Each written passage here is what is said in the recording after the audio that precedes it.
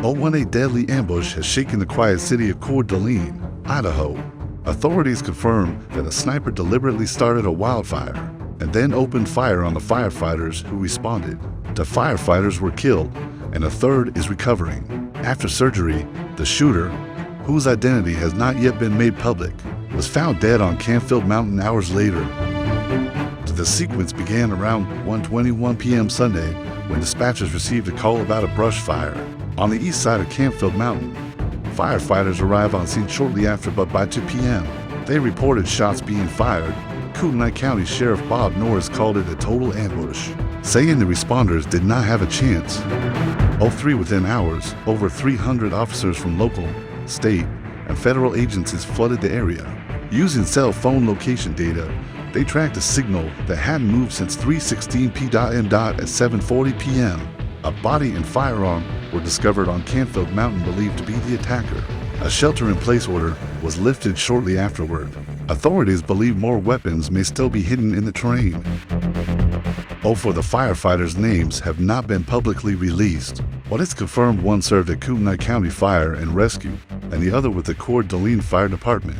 The third, who survived, is also from the Coeur d'Alene Department. A procession was held Sunday night to honor the fallen. The International Association of Firefighters described the attack as a heinous act of violence and called for national prayers and support. 05. Residents like Nancy Murren described the event as completely out of character. For Coeur d'Alene, a peaceful hiking destination in northwest Idaho, helicopters circled for hours as tactical teams searched Canfield Mountain, now restricted. No-fly zone, local homes, including Morin's, sit at the base of the mountain. She said she and her husband are ready to defend their home if the fire spreads further.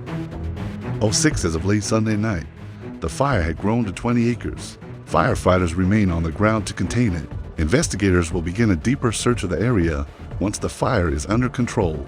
3 fire engines were originally dispatched when the fire was still half an acre, but the situation rapidly escalated into one of the most tragic and violent days in the region's recent history.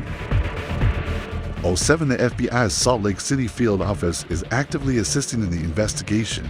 U.S. Senators Mike Crapo and Jim Risch called the attack despicable, with Risch stating, "This villainous attack is not Idaho."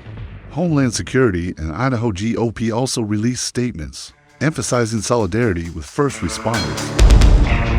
This is a tragic reminder of the dangers our first responders face every day, even in the most peaceful corners of the country. Stay updated on this developing story by subscribing to Primeo News. Our thoughts are with the families of the firefighters and the entire Coeur d'Alene community.